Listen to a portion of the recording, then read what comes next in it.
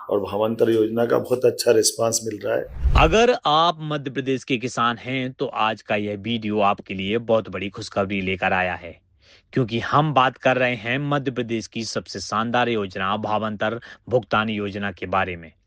इस योजना का सरल शब्दों में मतलब है भाव का अंतर, यानी कि जब भी मंडी में आपकी फसलों के दाम गिरते हैं और आपको न्यूनतम समर्थन मूल्य से कम कीमत मिलती है तो परेशान होने की जरूरत नहीं है, क्योंकि जो भी अंतर होगा वह पैसा सीधे सरकार आपके बैंक खाते में डालेगी। यहाँ सबसे खास बात यह है कि मुख्यमंत्री डॉक्टर मोहन यादव के नेतृत्व में इस योजना को और भी पारदर्शी और किसान हितैषी बनाया गया है। डॉक्टर यादव का विजन बिल्कुल साफ है कि अगर किसान खुशहाल होगा तभी प्रदेश खुशहाल होगा। इसीलिए उनकी सरकार ने सोयाबीन और सरसों जैसी फसलों पर विशेष ध्यान देते हुए बोनस राशि भी जोड़ दी गई है। यह डॉक्टर मोहन यादव सरकार की सबसे मजबूत इच्छा शक्ति ही है कि आज प्रदेश के किसान बिचौलियों के भरोसे नहीं और सरकार खुद ढाल भरकर किसानों के साथ खड़ी है, ताकि आपको अपनी मेहनत की उपज का एक एक पैसा सही दाम मिल सके। इस योजना का सबसे बड़ा फायदा यही है कि आपको फसल घाटे में बेचने की मजबूरी नहीं रहेगी और सारा पैसा बिना किसी भ्रष्टाचार के सीधे आपके खाते में आएगा। सेक्टर में भावांतर योजना को लगभग 1.5 लाख से ज़्यादा लोगों ने पंजीयन किया है और भावांतर योजना का बहुत अच्छा रिस्पांस मिल रहा है। ये भी फीडबैक आ रहा है कि नीचे से किसानों को कि उनकी जो हमारी पूर्व घोषित योजना है कि हम अपनी मंडी में भी अच्छा भाव दिलाएंगे और मंडी के भाव के बाद का डिफरेंस अमाउंट जो 5,328 तक हमको देना है वो हम दे के रहेंगे। इसलिए स्वाभाविक रूप से किसान को जो बाकी उपार्जन में लंबी लाइन लगना पड़ता था, तुल कांटे से लेकर के कई कठिनाई होती थी, वो सब चीज़ें निजात मिलेगी। लेकिन हमने ये भी कहा कि एग्रीकल्चर में भी जैविक खेती को भी बढ़ावा दें, क्योंकि जब हम पशुपालन को बढ़ावा दे रहे हैं प्राकृतिक खेती भी बढ़ना चाहिए और इनके पंजीयन करके, क्योंकि इसमें दोहरा लाभ रहता है। हमारे पशुपालन के आधार पर जैविक खाद भी अपने पास उपलब्ध रहता है और उसी के आधार पर एग्रीकल्चर में जब प्राकृतिक खेती करते हैं तो उसके पंजीयन करा लेते हैं। तो पंजीयन के आधार पर किसानों को भारत सरकार के माध्यम से भी और राज्य सरकार के माध्यम से अलग से लाभ भी मिलता है। उद्यानिक फसलों के बारे में भी अच्छी बात हुई है। इसमें उद्यानिक फसलों से किसानों की कम भूमि में भी अच्छी लाभ मिलता है। उदाहरण के लिए गुना के अंदर गुलाब की खेती के प्रेजेंटेशन बताया है। अब हमने कहा गुलाब की खेती गुना में हो रही है, और भी ऐसे फूलों की खेती को बढ़ावा दे सकते हैं। बहुत अच्छे से इस पे बात हुई। ड्रिप स्प्रिंकलर सिंचाई को भी बढ़ावा देने पे हमारा जोर है, क्योंकि इसमें बूंद बूंद पानी बचता है। बड़े पैमाने पे जब हमारा सिंचाई का रकबा बढ़ रहा है तो सिंचाई के रकबे में भी हम स्प्रिंकलर से और नीचे तक एक एक बूंद बचा करके अधिकांश खेती के अंदर सिंचाई का रकबा भी बढ़ाएं और उसको लाभ दिलाएं। प्रत्येक जिलों में कहा गया भाई, चूंकि प्राकृतिक खेती जैविक खेती को हम बढ़ावा दे रहे हैं तो खेती के लिए उत्पादों का बाजार भी निर्मित करें, ताकि एक सप्ताह में एक दिन के लिए वो उत्पाद भी बेचने की जगह हो जाए, वहां वो अपना प्रॉपर माल बेच सके। तो ये जो किसान उत्पादन करते हैं उससे उनका लाभ मिलेगा। मुख्यमंत्री ने पंजीयन की प्रक्रिया को भी बहुत आसान बना दिया है, जिसके लिए बस आपको ई उपार्जन पोर्टल पर अपना आधार कार्ड, समग्र आईडी कार्ड और बैंक पासबुक जैसे जरूरी दस्तावेज के साथ रजिस्ट्रेशन कराना होगा। डॉक्टर मोहन यादव का संकल्प है कि हर पात्र किसान को यहाँ लाभ मिल सके, ताकि खेती को लाभ का धंधा बनाया जा सके। तो दोस्तों, अगर आप भी फसल के सही दाम पाना चाहते हैं तो इस योजना से जरूर जुड़ें। आज हमारे सारे अधिकारियों के साथ राज्य सरकार के और केंद्र सरकार के अधिकारियों के साथ 3 प्रमुख मंत्रालयों में हमारी लंबित योजनाओं को लेकर के और अभी तक किए गए कामों की प्रगति में भारत सरकार के साथ हमारा जो तालमेल है और काम की प्रगति है, इस कारण से पहले एग्रीकल्चर मिनिस्टर श्री शिवराज सिंह चौहान जी के साथ हमने हमारे दोनों मंत्रालय, खास करके पंचायत ग्रामीण विकास और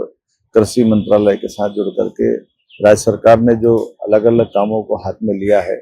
किसानों की आय डबल करने के लिए। और इस साल हमने चूंकि सोयाबीन की भावांतर योजना बहुत सक्सेसफुल तरीके से आगे बढ़ी है, अब तिलहन को बढ़ावा देते हुए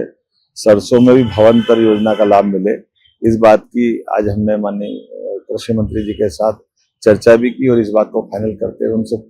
ये पत्र भी लिया कि भावांतर योजना सरसों में भारत सरकार हमारी मदद करेगी। और इसी के साथ साथ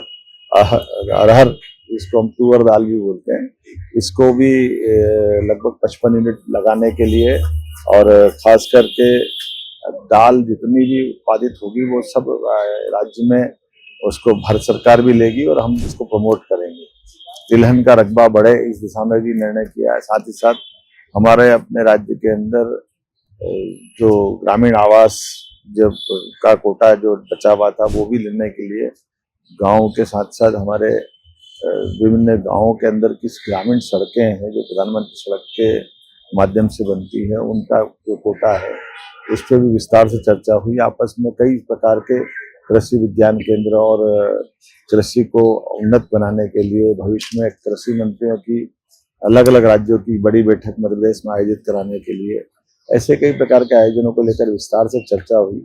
जैसे कि मैंने पूर्व में कहा था, किसान कल्याण वर्ष होने के नाते से हम अपने 17 अलग अलग मंत्रालयों को मिला करके पूरे प्रदेश के अंदर हमने अपने किसानों की बेहतरी के लिए एक अभियान चलाया हुआ। उस सिलसिले में ये मुलाकात की, विधिवत मीटिंग हुई मेरे साथ माननीय पंचायत ग्रामीण मंत्री श्रीमान प्रहलाद पटेल जी और हमारे सभी अलग अलग विभागों के अधिकारियों के साथ हमने कृषि भवन में मीटिंग संपन्न की। वित्त मंत्री श्रीमती निर्मला सीतारमण जी के साथ भी हमारे विभिन्न विभागों की वित्तीय व्यवस्था संबंधित बैठकों पर विस्तार से चर्चा की। जल जीवन मिशन और बाकी प्रकार के कामों को लेकर, खासकर नागरिक आपूर्ति निगम के माध्यम से हम जो अपने गेहूं की और कई प्रकार की फसलों की सप्लाई करते हैं, ऐसे में किसानों को भुगतान हम कर देते हैं, लेकिन राज्य सरकार को भी समय पे भुगतान मिल जाए। आगामी सीमास्त में भी विकास कामों को लेकर के भारत सरकार जो माननीय प्रधानमंत्री के नेतृत्व में हमारी मदद हो रही है, उसी में हम विस्तार से हमने और बात भी की। और मुझे इस बात का संतोष है कि कई मामलों में मध्य प्रदेश सरकार ने अपने वित्त मंत्रालय में, कृषि में, निर्माण के अधोसंरचना में, जल संसाधन मंत्रालय के माध्यम से देश में नंबर 1 की स्थिति बनाई है। इसको हम और मेंटेन करने के लिए विस्तृत रूप से उनके साथ भी चर्चा हुई और 31 मार्च के पहले इस फाइनेंशियल ईयर में हम अपने राज्य का कोटा भी व्यवस्थित लेकर आगे बढ़ रहे हैं और जो प्रगति है वो भी संतोषजनक है। दोपहर बाद जल शक्ति मंत्री के श्रीमान CR पाटिल जी के साथ बात करके केन बेतवा नदी जोड़ो अभियान जो हमारा उत्तर प्रदेश सरकार के साथ है और पार्वती काली सिंह चंबल योजना, ये विश्व के दोनों पहले नदी जोड़ो अभियान जिसमें लगभग 1-1 लाख करोड़ की धनराशि माननीय प्रधानमंत्री जी के माध्यम से जल शक्ति मंत्रालय हमको देने वाला है।